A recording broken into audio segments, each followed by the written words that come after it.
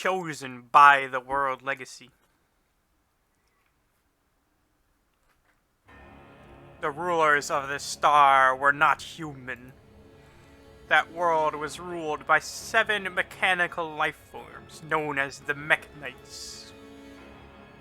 And across the land spread their vanguard, the crawlers. These crawlers tend to swarm and destroy all human-made structures in their path. They most likely lack any emotion.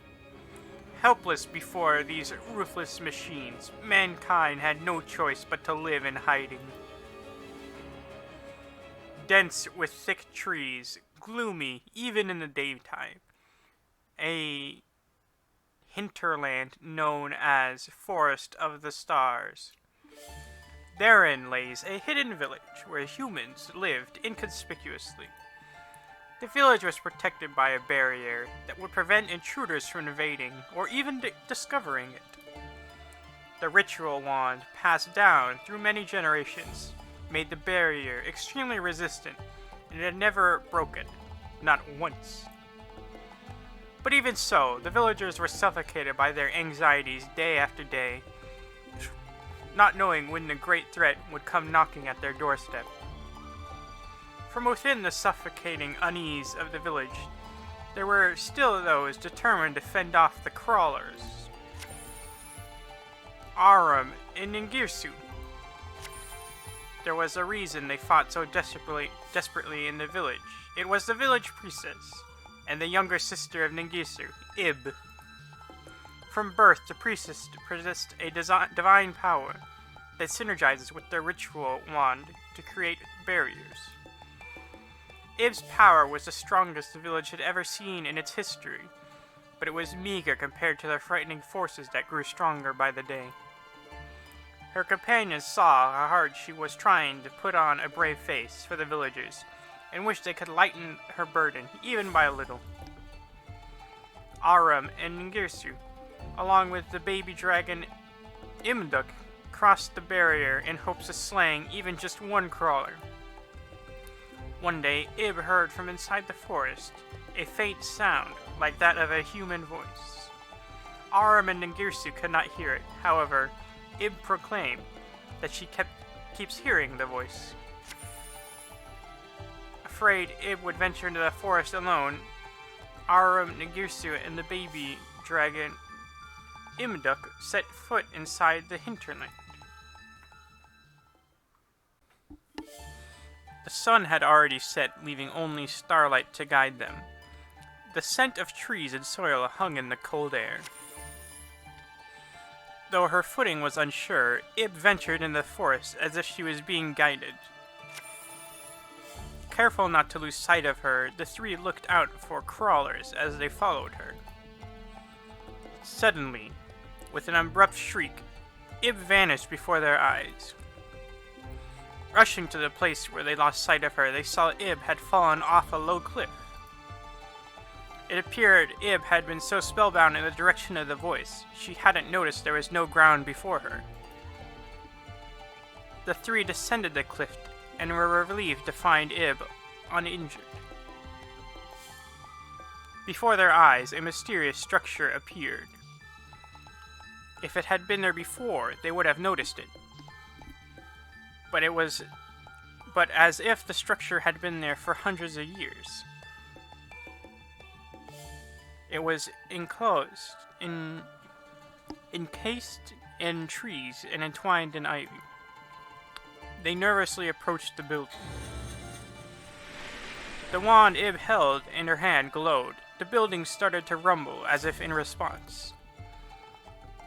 A mighty light radiated from the building, blowing aside the trees and cloaking everything in blinding light. Even with their eyelids closed, the light pierced mercilessly through them. When they finally opened their eyes, a fairy fluttered in the air before them. The fairy spoke to the startled party. "I am Lee, the World Chalice Fairy, a spirit that had been sealed inside the building that released the bright light known as the World Legacy World Chalice. In previous times, it was her duty to guide mankind, but was obstructed by the mekk-knight. For many years, she had been waiting for a world hero capable of activating the world chalice. And that they are those world heroes. Please lend me your strength and gather the scattered starlight and save the world from the great darkness, she spoke. Though bewildered by Lee's story, Aram and the group were moved by her earnestness and decided to lend a hand.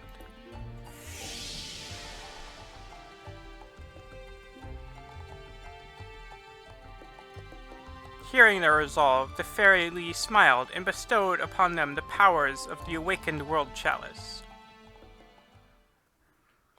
Lore till the end. To protect humankind, accepting Lee's earnest wishes, Aram and the group promised to help her.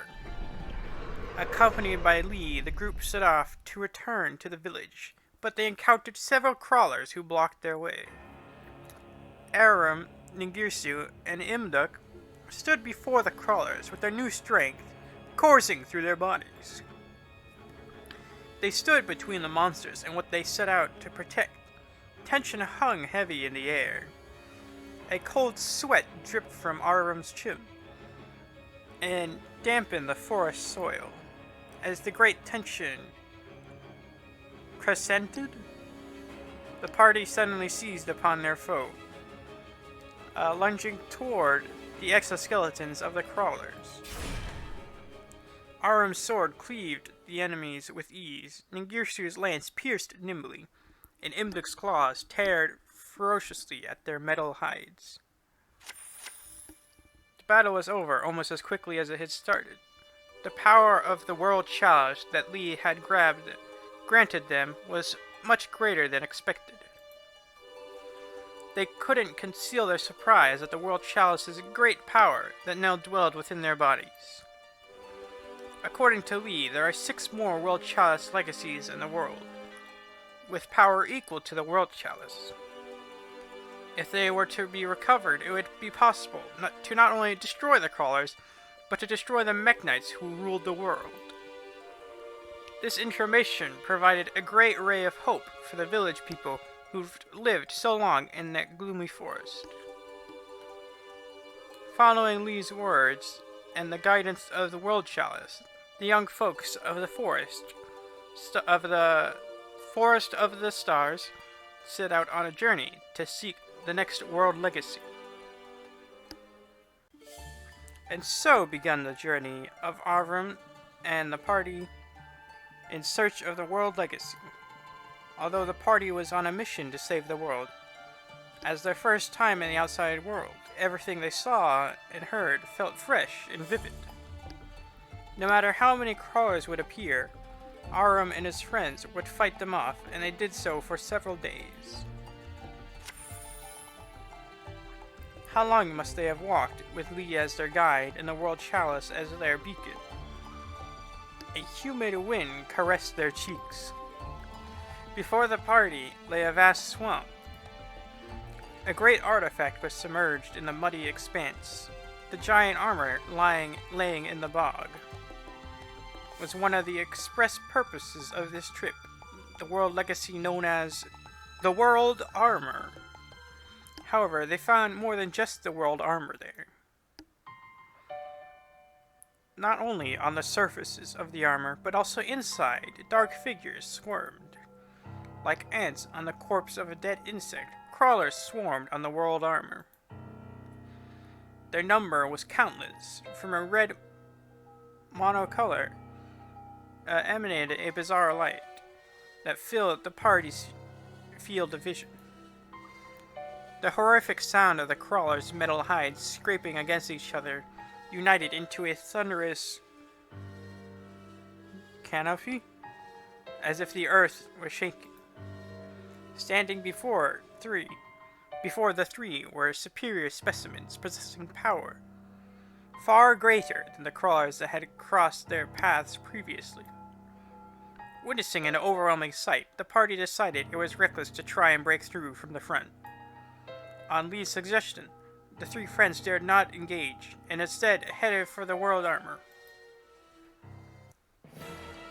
With The world armor in front of them, Aram's party became blocked by a swarm of crawlers. No matter how many monsters they defeated, a new swarm appeared, trampling the debris of the fallen. Now divided, the party struggled. The seemingly endless battles had whittled the party's strength down to almost nothing. They were unable to advance, but retreating wasn't an option either. They had no choice but to fight until all strength was gone. Just then, as if Aram and the party were about to collapse, Lee called out to them. By defeating the superior X-Crawler, they should be able to halt the movements of the other crawlers. In the midst of the battle, Lee had discovered that the X-Crawler was the commander of the crawler. Trusting Lee's insight, the party pierced through the siege and closed in on the X-Crawler. The X-Crawler resisted fiercely, but they channeled the last of their strength to defeat it. Just as the commander collapsed, the swarm of crawlers surrounding the party suddenly stopped moving.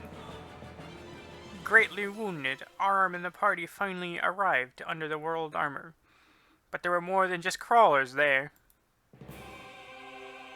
7 colors of light suddenly shone down from the heavens. There appeared the 7 knights. The figures before them were metallic and emitted a radiant glow that enveloped their bodies in a lustrous light. The mekk-knights, who ruled over mankind and all of the world, had now descended to this very place. Aram and his friends found it difficult to describe the figures with mortal words. They could only stand frozen in their otherworldly presence. Then suddenly, the mekk-knights reached their hands out silently. A mysterious energy sprung forth from their hands and began to shroud Lib. Ib was exhausted. No, completely spent. The magical barrier provided by Ib had no resistance to the force field. The rest of the party desperately struggled to rescue Ib. However, with same light from which they appeared, Ib and the 7 knights vanished without a trace. Lee cautioned of the danger if Ib's wand were stolen and the other world legacies fell into the wrong hands. Aram and his comrades went out to rescue Ib and recover the next world legacy. The World Chalice. Gift of the Martyr. This is where they start getting Shut up. back. Ib was held captive. The stolen ritual wand was sealed inside the core of a mekk-knight Blue Sky, its power source. She'd been captured forcibly, but up to this point, the mekk-knights hadn't laid a hand on her. Ib was deep in thought. The Great Darkness is using the crawlers to threaten humankind. What if humankind's perception of the mekk-knights had been wrong all along? Meanwhile, Aram and his party arrived at the base of the mekk-knights after their long quest to rescue Ib. Ruins of a forgotten civilization lay before them. The husk of decayed buildings long buried by crystal movements barely broke the ancient Earth's surface. Among them, artificial forms lay untouched in pristine condition. There were activated World Legacy, World Shield, shone brightly, and the World Legacy known as World Lance rose sharply out of the earth. Even with the power of the World Chalice, it was a fool's errand to challenge the mekk-knights. Following Lee's word, Aram and the group decided a sneak attack on the World Shield. Before the party, a knight appeared, then another. Previously, they wouldn't have stood a chance, but now it was different. They had to rescue Ib. Their determination made them fight with blood-curdling ferocity. Sensing danger, the mekk-knights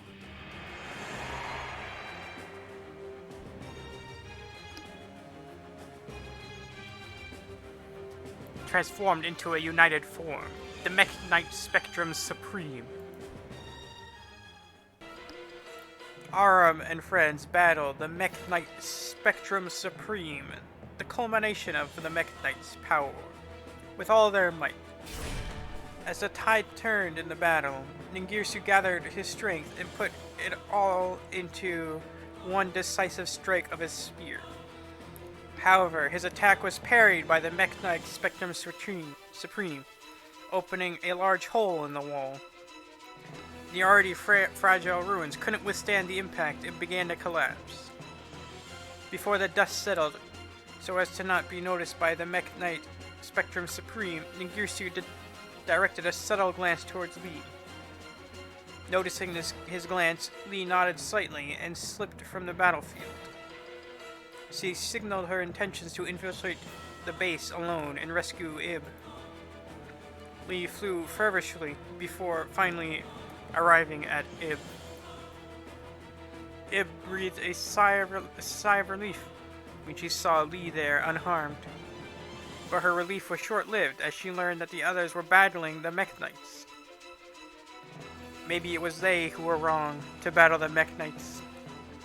To know the truth, she had to stop the battle immediately.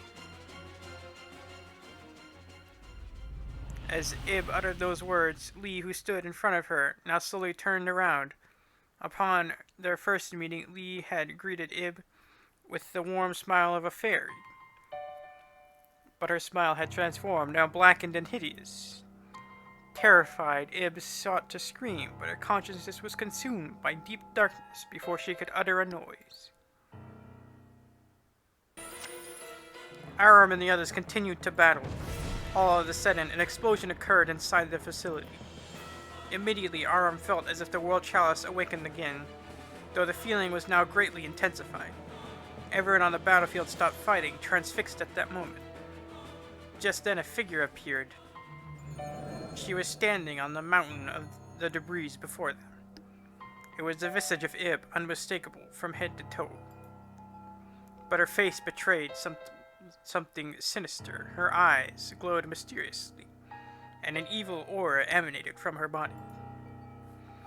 These signs suggested that the figure before them was not the Ib they knew. Her laughter was nothing like that of Ib. Now she spoke to the confused group. I am Lee. This body is now mine. Sweet Ib was no longer here. The feminine resonance of her voice was now poised with a booming dissonance. Aram and the others glared at her with confusion and anger. Meeting their gaze, Nightmare Corruptor Ibli emitted a force field. The force field now forcibly absorbed the power of the World Chalice within Abram and the others, and now it threatened to take their lives. However, it would be the mekk-knight Spectrum Supreme, whom they'd been fighting to the death just moments before, who would rescue them. Throwing itself at them, the power of Ibli was so great it caused the form of the mekk-knight Spectrum Supreme to become unjointed. Separated into 7, the mekk-knights were severely damaged. Then Ibli, with a familiar hand, proceeded to extract the cores from each of the mekk-knights one by one. It was now clear there was great danger in Ibli possessing both the power of Ib as well as that of the ritual wand. Seeking to prevent this, the mekk-knight Blue Sky sought to transfer control of the wand to someone other than Ib. Showing considerable growth in battle, Aram was the one chosen as the wand's successor. Ibli's power created a shockwave that launched Aram to the edge of the cliff. The mekk-knight Blue Sky stretched out his arm to help him. Wordlessly, their gaze met. Aram sensed in his heart that the knight was trying to convey something when a dazzling light suddenly shone. The next moment, Aram, adorned in new armor, not of the World Chalice, and holding a sword in each hand, stood at the edge of the cliff. As mekk-knight Avram, successor to the ritual wand, once owned by Ib, the ritual wand was passed down through generations in the village of the Forest of the Stars. It was the key to the fate of the stars, and held the power to unlock the world legacies. In a split-second decision, Abram had been chosen to succeed the wand, not by the wand's controller Ib, but by the mekk-knights. Then the succession of the key was split into two, just like its paired sword was. Knowing Ib resting inside of her still possessed the key, a power, Iblis set off to gain possession of the world lance before Aram could reach it. Aram chased after her, determined to stop her. However, in his path stood the nightmare beast, born from the power contained in the cores that Iblis stole from the mekk-knights. Aram, having just received his new powers, had to contend with the formidable strength of the 6 nightmare beasts. Now Ningirsu, who'd rushed to Aram's side along with Imduk, said to help them. "We'll hold them back, you go ahead." His voice was quiet, but resolute. Having lost the power of the World Chalice, Ningirsu knew he would be powerless to stop Iblis, even if he could catch her. Without waiting for Aram's reply, Ningirsu leaped out, facing the beast, spear in hand. Though nearly powerless, Ningirsu still deftly handled his spear, as if he possessed. As the Nightmare Mermaid was crushed, all the beasts turned their heads towards the spear wielder in unison. They must have wanted to pursue his little sister more than anyone else. Aram took off to pursue Iblis and the World Lance, with the determination of Ningirsu as the wind in his sails. Left alone, Ningirsu continued to fight by himself, his roars echoing throughout the battlefield. Aram rushed to the base of the World Lance, but it was too late. By the time he arrived, Iblis had already finished activating the World Lance. With the newfound power of the World Lance, Iblis launched an aggressive assault on Aram. With such destructive force that each blow shook the earth, Aram faced the attacks alone. In the face of those attacks, Aram now lay wounded on the ground. Iblis moved to pick up Aram's discarded sword, now swinging it over and over, as if to check its weight. Then Iblis moved in closer to inflict the final blow on Aram. Aram couldn't move his upper body, let alone stand up. Just as Iblis raised the sword to strike, a small shadow emerged from Aram's cloak. The young dragon Imduk summoned the otherworldly power between the young boy and girl, determined to help his companions in their time of crisis with whatever he could muster. That power surpassed the evil that dwelled in Ib, if only for a moment.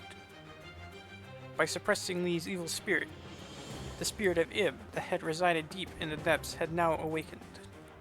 Aram laid on the ground powerless. Imduk was exhausted of his powers and unable to move.